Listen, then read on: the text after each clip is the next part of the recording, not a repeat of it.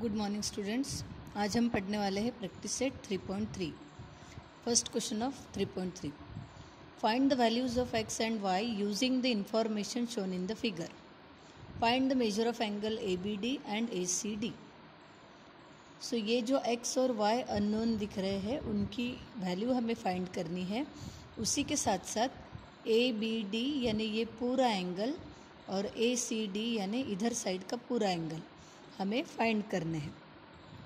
तो हम इस एग्जाम्पल को दो पार्ट में करेंगे। पहले हम triangle A B C consider करेंगे। ए बी सी ट्रायंगल में हमें ए बी और ए सी साइड कॉन्ग्रुएंट दी है।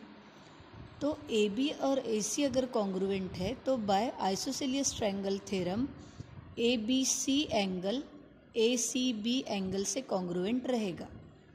तो A C B angle 50 degree है, तो इसीलिए x भी कितना हो जाएगा 50 डिग्री। अब हमें ऊपर का मिला 50, नीचे का मिला 60, तो ए बी डी हो जाएगा 50 + 60 यानी 110। सो हमने x फाइंड किया, ए बी डी फाइंड किया। अब हमें y फाइंड करना है और ए सी डी फाइंड करना है। अब y फाइंड करने के लिए हम ये जो नीचे का ट्रायंगल है बी डी सी, इसमें अप्लाई करेंगे आइसोसेलियस ट्रायंगल थ्योरम।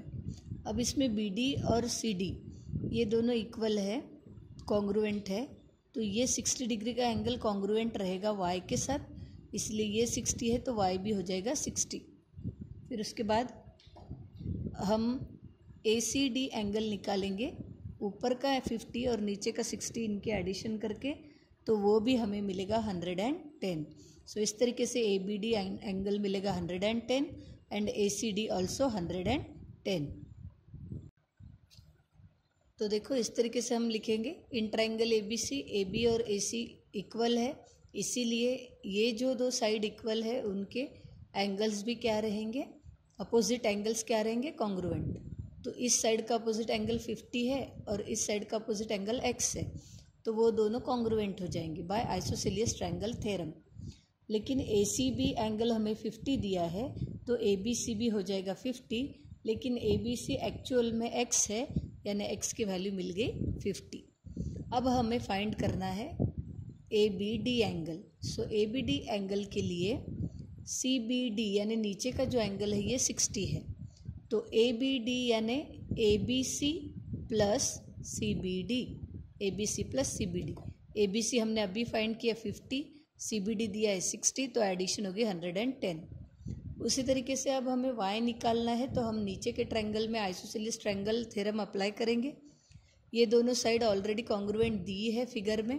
फिर उसके बाद इनके अपोजिट एंगल्स जो रहेंगे वो भी कॉन्ग्रुएंट रहेंगे।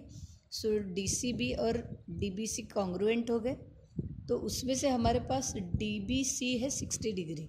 डी बी सी अगर 60 है तो डी सी बी भी 60 हो जाएगा, तो डी सी बी भी 60, डी सी बी यानी y, सो y हो गया 60 degree.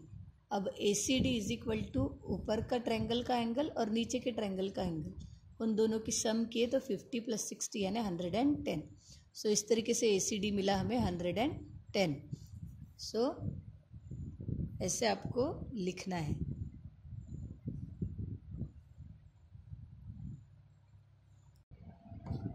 Now question number 2, the length of hypotenuse of a right angle triangle is 15. Find the length of median of hypotenuse। यानी length of hypotenuse of a right angle triangle हमें दी है और length of median जो है हमें वो find करनी है।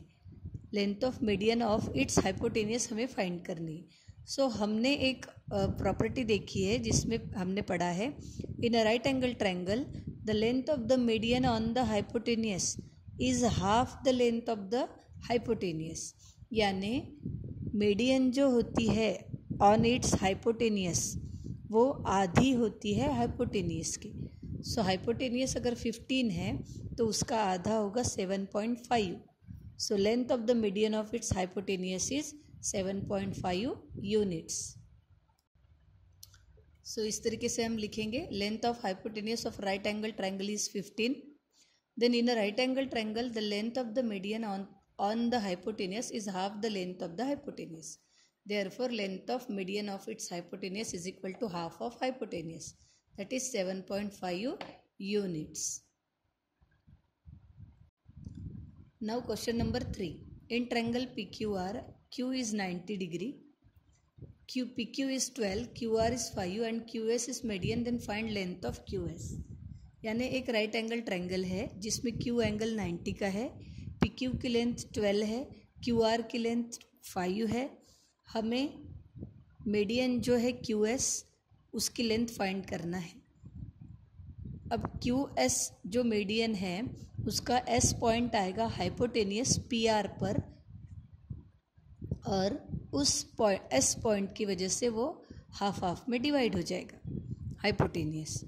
तो हमें QS की लेंथ निकालनी है तो हम यहाँ पे पाइथागोरस थ्योरम यूज़ करेंगे. सो पाइथागोरस थ्योरम यानी hypotenuse square is equal to sum of square of remaining two sides. फिर उससे हम हाइपोटेनियस की लेंथ निकाल लेंगे और फिर हाइपोटेनियस की आधी लेंथ कर देंगे तो हमें मिल जाएंगी लेंथ ऑफ मीडियन. सो देखो हमने लिखा in triangle PQR Q angle 90 degree है. फिर पाइथागोरस थ्योरम अप्लाई करेंगे तो hypotenuse square is equal to PQ square plus QR square.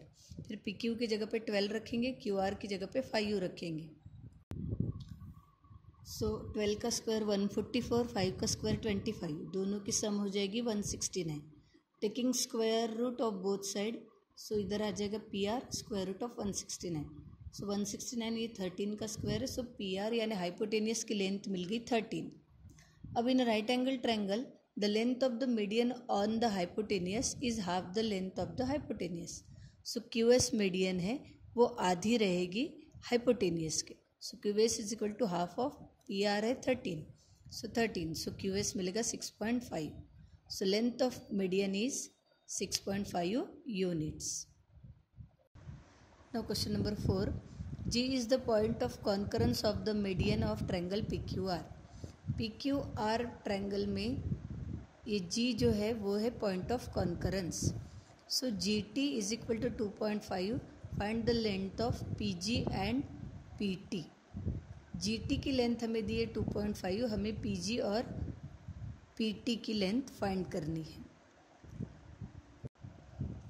तो देखो GT 2.5 दिया है, PG और GT का रेशियो आएगा 2:1. Why? Because centroid divides each median